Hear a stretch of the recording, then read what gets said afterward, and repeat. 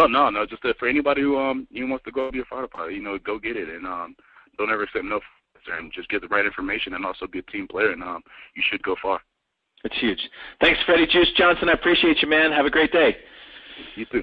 All right, see ya. Here's the thing, and this is why I love talking about success stories. If you join us on our Afterburner Club calls, we do these once a month for our club members. Every month or so, every other month or so, or maybe every 3 months, I'll have a member on, someone who's achieved success, like Freddie was one of our recent interviewees. And I love telling these success stories because I'm here to tell you I've interviewed more members than I got fingers to count, okay? And every single member, I don't care if it's Marine, Navy, Air Force, every single member had difficulties to overcome, like low standardized test scores, like needing a medical waiver.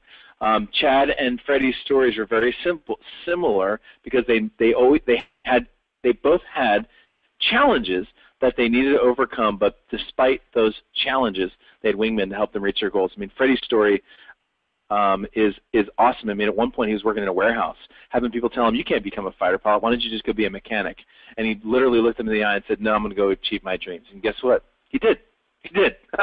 He did because he overcame his obstacles. Okay, so here's the thing. We talked about some of the myths. We talked about the fact that you got to have perfect everything, which you don't. We talked about how you can find all the information you need for free online, which you can't. Okay, you talked about how you can go into the recruiter's office without being prepared. You don't.